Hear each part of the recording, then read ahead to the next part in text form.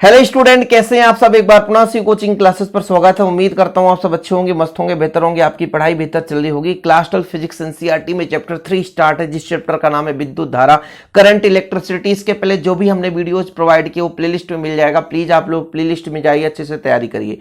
चलिए शुरू करते हैं बच्चों। आज का हमारा टॉपिक है प्रतिरोध किसे कहते हैं। प्रतिरोध की निर्भरता के बारे में चर्चा करेंगे, साथ में विद्युत चालकत्व के बारे में हम यहां पर आपको थोड़ा सा कहीं ना कहीं बेसिक पृष्ठभूमि के बारे में बताएंगे।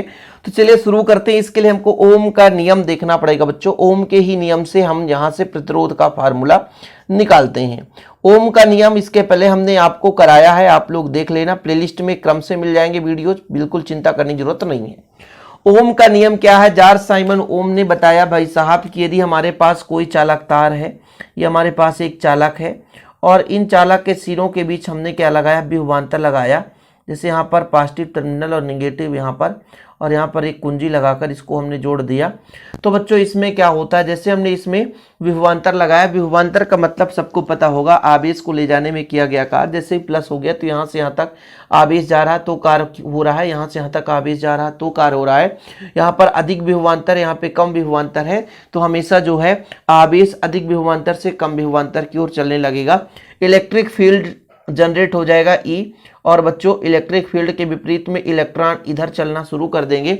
इलेक्ट्रॉन चलने से आवेश का स्थानांतरण होगा और आवेश प्रवाह की दर को हम धारा कहते हैं। पूरा एक दूसरे से रिलेट है बच्चों, रेक्टिफिकेशन की जरूरत नहीं है, थोड़ा सा बेसिक पृष्ठभूमि तैयार करना जरूरी होता है। तो ओम साहब ने बताया कि हमने चालक के सिरों के बीच विभवांतर लगाया, तब इसमें धारा बहने लग गई। और ये जो धारा का मान है ना, ये जो धारा का मान है वो जितना हम विभवांतर लगाएंगे ना उसके समानुपाती है, यानी V समानुपाती I। तो V बराबर बच्चों समानुपाती हटाते हैं तो RI लग जाता है। ये आपका R जो है एक नियतांक है जिसे चालक तार का प्रतिरोध भी कहा जाता है। तो ये हो गया बच्चों ओम के नियम से हमने एक फार्मूला निकाला, V बराबर RI। अब यहाँ से आप R बराबर निकाल सकते हो। यदि R बराबर निकालना चाहो तो V बटा I हो जाएगा। तो ये आपका V बटा I हो गया, मतलब चालक के सिरों के बीच जो लगाया गया विभवांतर है और उसमें प्रवाहित धारा का जो अनुपात है वही प्रतिरोध कहलाता है। एक एक पॉइंट आपको समझना चाहिए। यदि आप बेहतर से बेहतर तैयारी करना चाहते हैं बच्चों तो हमारे चैनल को सब्सक्राइब करके बेल आइकन प्रेस कर लें, ऐसे ही वीडियोज लगातार आपको मिलते रहेंगे। तो फिलहाल ओम का नियम तो आपने समझ ही लिया कि ओम साहब ने बताया कि हमारे पास एक चालक तार है, इनके सिरों के बीच हमने विभवांतर लगाया, मतलब विद्युत परिपथ जोड़ करके धारा प्रवाहित किया, जिससे विभवांतर जनरेट हो गया और इलेक्ट्रॉन बहने लग गया, आवेश बहने लग गया, जिससे धारा बहने लग गई। और धारा जो है बच्चों किस पर डिपेंड करता है? विभवांतर पर। जितना ज्यादा विभवांतर होगा उतना ही धारा होगा। विभवांतर यहां पर समानुपाती I है, समानुपाती हटा तो एक R नियतांक लग गया, जिसे चालक तार का प्रतिरोध कहते हैं। अब ये एक्चुअल में प्रतिरोध है क्या बच्चों, यहां पे ये समझना जरूरी है। जैसे मैं थोड़ा सा अलग तरीके से समझाना चाहता हूं कि प्रतिरोध है क्या। जो जैसे मान लीजिए हमारे पास एक चालक है, ये चालक है, बड़ा सा चालक हमने मान लिया, ये चालक है और इस चालक में बहुत सारे परमाणु हैं। जैसे बच्चों यहाँ से इलेक्ट्रॉन, किसी परमाणु से एक इलेक्ट्रॉन निकला तो वो आपका पॉजिटिव चार्ज छोड़ जाएगा। ऐसे हर जगह इलेक्ट्रॉन जब निकल जाता है तो पॉजिटिव चार्ज हो जाता है, सही है कि नहीं है? अब ये इलेक्ट्रॉन आएगा और किसी पॉजिटिव से टकराएगा, तो टकराने के बाद उसके मार्ग में ये अवरोध पैदा कर देगा। मतलब थोड़ा सा टकराया, जैसे आप ही जा रहे हो, अचानक एक पत्थर से टकरा गए, तो अब आपके मन में थोड़ा सा ख्याल आया क्या हो गया हमारे आपको, या पत्थर कैसा था, शरीर में कितना चोट आई, साइकिल में कितना नुकसान हुआ। तो थोड़ा सा कहीं ना कहीं आपकी गति में रुकावट हो जाता है कि नहीं होता? आप अचानक रास्ते पर जाओ, जंपिंग आ जाए तो आप अपने गाड़ी को स्लो कर देंगे। तो इससे मतलब ये कि आपके धारा में, प्रवाह में जो है बच्चों रुकावट आ रहा है। ऐसे ही इलेक्ट्रॉन जब टक्कर करते हैं, जब इलेक्ट्रॉन टक्कर का मतलब जैसे हमारा इलेक्ट्रॉन ऋणावेशित है, जाकर प्लस से टकराया, प्लस से टकराने के कारण कुछ ना कुछ वहां पे उसके मार्ग में, गति में अवरोध आ गया, क्योंकि प्लस ने कहा भैया रुको, थोड़ा सा मित्रता बना लो। प्लस माइनस से मित्रता बनाता है आसानी से, और माइनस प्लस से बनाता है। तो इलेक्ट्रॉन साहब हमारे आए, प्लस से टकराए तो अवरोध उत्पन्न हो गया इस इलेक्ट्रॉन के गमन में। भाई मुक्त इलेक्ट्रॉन जितना तेजी से बहेगा, धारा उतनी ही तेजी से बहेगी, सिंपल है। मुक्त इलेक्ट्रॉन का प्रवाह इधर होगा और धारा का प्रवाह उसके विपरीत दिशा में होता है। ठीक है बच्चों, इतना क्लियर है, समझ में आ गया कि इलेक्ट्रॉन जो है परमाणु हैं सब, हर एक मतलब कोई भी पदार्थ है परमाणु से मिलकर बना होता है। हर परमाणु में इलेक्ट्रॉन होते हैं। बाह्यतम कोश के इलेक्ट्रॉन वो मुक्त इलेक्ट्रॉन होते हैं जो कि स्वतंत्र रूप से विचरण करते रहते हैं। और जो इलेक्ट्रॉन यदि मान लीजिए निकला है किसी परमाणु के बाह्यतम कोश से, उसमें पॉजिटिव चार्ज आ गया और इन्हीं पॉजिटिव चार्ज से टकराता है तो मार्ग में अवरोध उत्पन्न होता है। ठीक है बच्चों, क्लियर है ना। धनायन से टकराते हैं और टक्कर के बाद आप लोगों को पता है कि इलेक्ट्रॉनों की गति अवरुद्ध हो जाता है। यही जो धनायन जो है मुक्त इलेक्ट्रॉनों के मार्ग में अवरोध डालता है, इसी को हम बोलते हैं प्रतिरोध। कोई चालक किसी विद्युत धारा के मार्ग में जो रुकावट डालता है उसे उसका प्रतिरोध कहते हैं।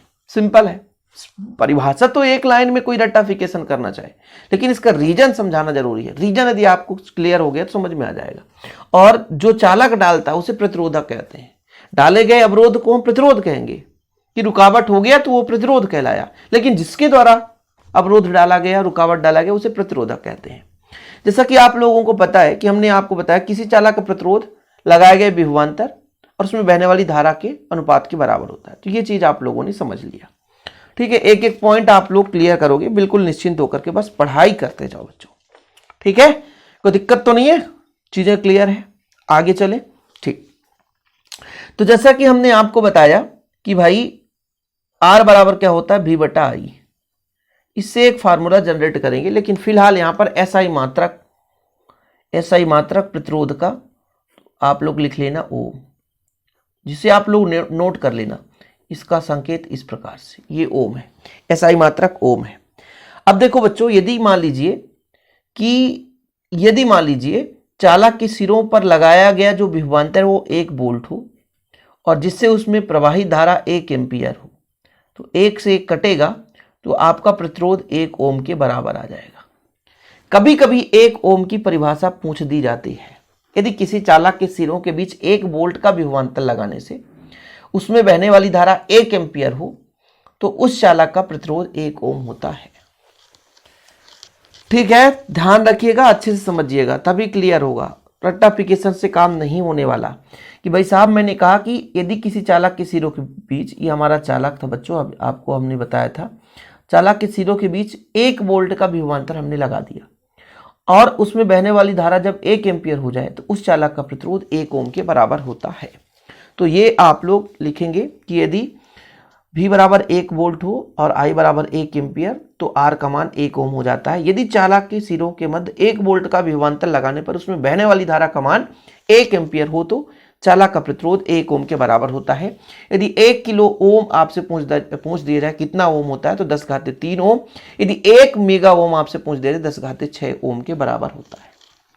ठीक है, इतने में समाप्त हो जाएगी क्या कहानी? अरे भाई बहुत बड़ी लंबी कहानी है इस चैप्टर की, ऐसे नहीं है, आसानी से हो जाएगा।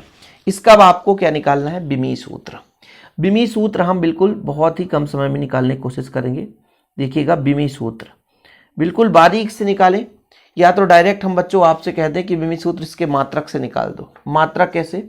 जैसे आपका आर बराबर है आपका V बटा आई, ठीक है, यानी विभव का होता है जूल प्रति कूलम, जूल प्रति कूलम, और ये आपका धारा का एम्पियर है, एम्पियर तो एम्पियर रहने दो। आगे देखिएगा, जूल प्रति कूलम, कार का मात्रक जूल होता है, तो कार का होता है बल गुणे विस्थापन, बल मतलब न्यूटन, विस्थापन मतलब मीटर, ठीक है, डिवाइड बाय, ये बटा है तो नीचे कूलम नीचे आ जाएगा ना।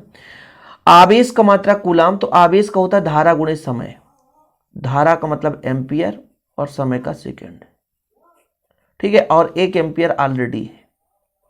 ठीक है, आगे चले बच्चों, ये आपका न्यूटन है ना, बल का मात्रक न्यूटन होता है, बल का मात्रक न्यूटन, तो बल बराबर होता है द्रव्यमान गुणे त्वरण, द्रव्यमान गुणे त्वरण, त्वरण होता है यानी किलोग्राम हो जाएगा आपका, त्वरण होता है वेग बटा समय और वेग बराबर दूरी बटा समय, यानी कुल मिलाकर के यहाँ पर मीटर हो जाएगा और नीचे हो जाएगा समय का स्क्वायर, मतलब इसको हम सेकंड का स्क्वायर भी कह सकते हैं।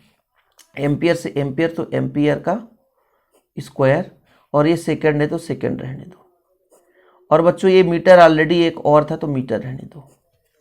तो यहां पर आ गया आपका किलोग्राम, ठीक है, किलोग्राम है, मीटर से मीटर तो मीटर स्क्वायर हो जाएगा, डिवाइड बाय ये सेकंड और सेकंड तो सेकंड क्यूब हो जाएगा, ठीक है, और ये एम्पियर तो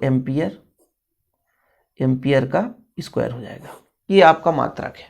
समझ में आया होगा तो दिक्कत ही दिक्कत है कि सर ये ml स्क्वायर टिक पावर -3 1 पावर -2 ये आपका बिमी सूत्र निकल आया। यार ये लंबा प्रोसेस हुआ, इसमें लोग बड़ा कंफ्यूज में हो जाएंगे कि सर ये समझ में नहीं है कहाँ से आप करती है। रुको जरा रुको, मैं और एक आपको थोड़ा सा प्रोवाइड करूंगा। फिलहाल इसको तो लिख ही सकते हैं, इसको एक और तरीके से मैं कर रहा हूँ। देखिएगा फिर से करता हूँ बच्चों। r बराबर आपका v/i है, ठीक है, कोई दिक्कत तो नहीं है। v क्या है, आवेश को ले जाने में किया गया कार्य है, बटा i है। ये आवेश नीचे चला जाएगा तो आवेश गुणे i हो जाएगा।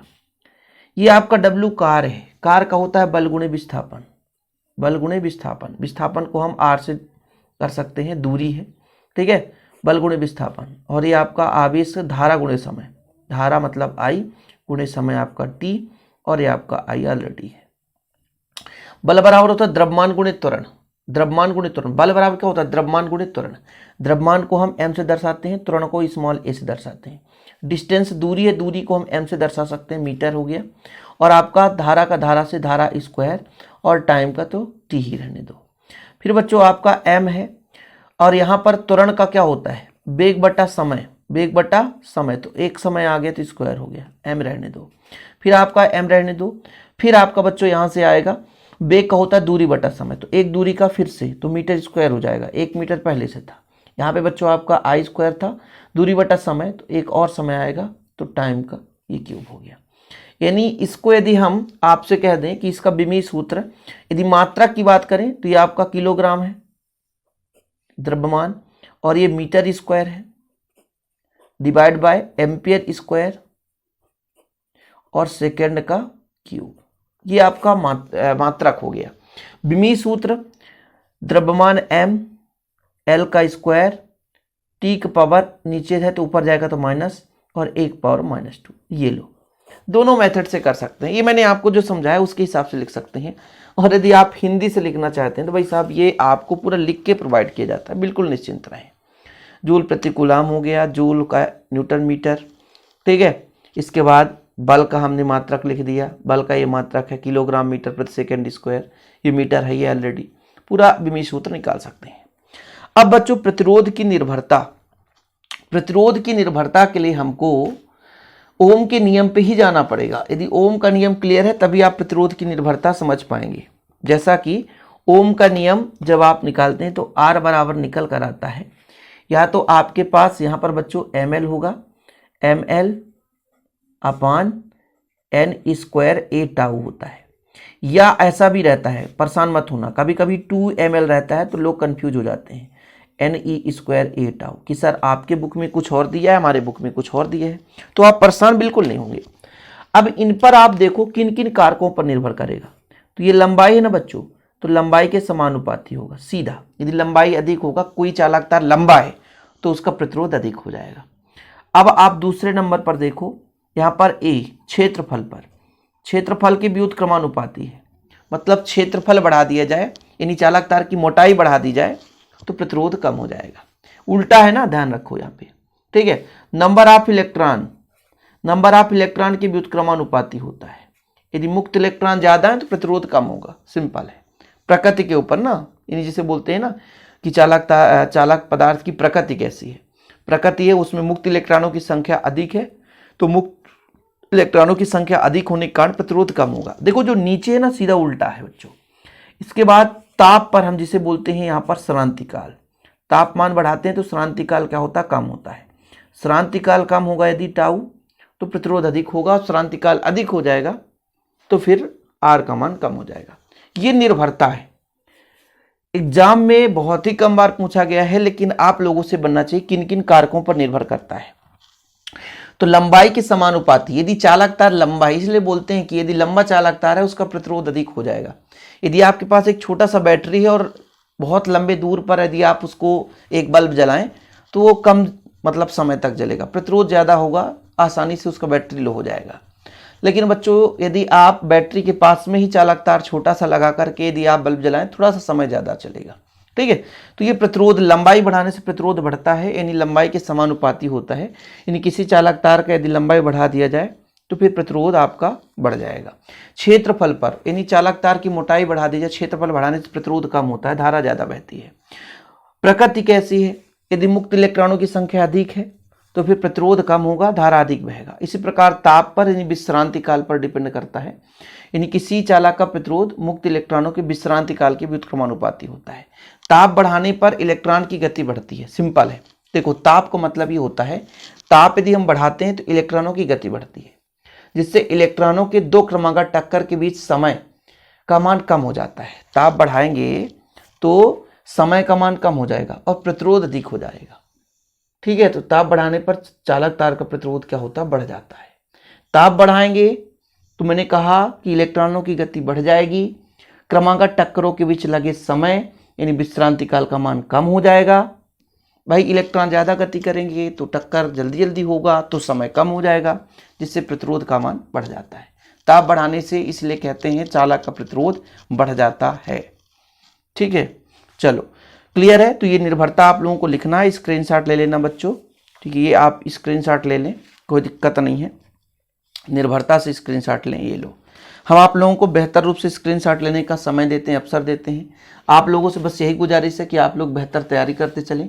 यदि इसका हैंड रिटेन नोट्स आपको चाहिए तो आप कॉन्टैक्ट नंबर ले लीजिए 9685299149। ये मेरा पर्सनल नंबर है बच्चों, 9685299149। इस पर आप कांटेक्ट करके नोट्स ले सकते हैं प्रॉपर रूप से। 100 रुपीज़ चार्ज है। ये स्क्रीनशॉट लीजिए, बेहतर रूप से तैयारी कीजिए। कुछ बच्चे कहते हैं कि सर हम खुद से नोट्स बनाते हैं। बिल्कुल बच्चों, आप बेहतर से बेहतर नोट्स बनाएं, तैयारी करें। हम उसके लिए कभी ऐसा नहीं कहेंगे कि नहीं यार वही बच्चा पढ़ सकता है जो केवल नोट्स लेगा, ऐसा नहीं है। लगातार जो मेहनत करेगा वो भी पढ़ सकता है। अब देखो, एक वैद्युत चालकत्व शब्द आता है बच्चों, कि वैद्युत चालकत्व किसे कहते हैं? किसी चालक के प्रतिरोध के व्युत्क्रम को, किसी चालक के प्रतिरोध के व्युत्क्रम को हम उसका वैद्युत चालकत्व कहते हैं। प्रतिरोध का व्युत्क्रम, आर का व्युत्क्रम कैपिटल जी है, वो वैद्युत चालकत्व कहलाता है। यानी वैद्युत चालकत्व बराबर 1 बटा प्रतिरोध, अर्थात जी बराबर 1 बटा आर। तो विमीय सूत्र इसका उसका उल्टा हो जाएगा ना, सेम अपोजिट होगा। विमीय सूत्र, जैसे मैं आर का विमीय सूत्र आपसे कहूं तो आप कहोगे ml² (10⁻³ 1⁻²). ये आर का विमीय सूत्र है। तो जी का उल्टा होगा तो m⁻⁻1 l⁻², (10⁻³ 1⁻²). ये अपोजिट हो जाता है।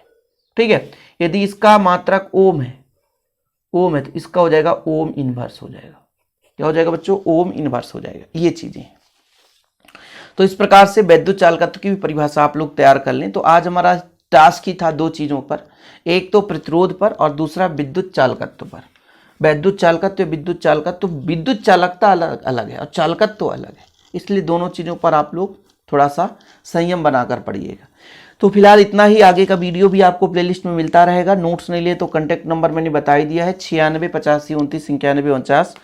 कांटेक्ट करके नोट्स ले सकते हैं। और इसी प्रकार से चैनल पर यदि जुड़े रहना बच्चों तो चैनल को सब्सक्राइब कर बेल आइकन प्रेस कर लें। बोर्ड एग्जाम 2024 का न्यू सेशन स्टार्ट है जिसका अलग से प्लेलिस्ट बना है। ओके, फिलहाल आज के लिए इतना ही। जय हिंद, वंदे मातरम।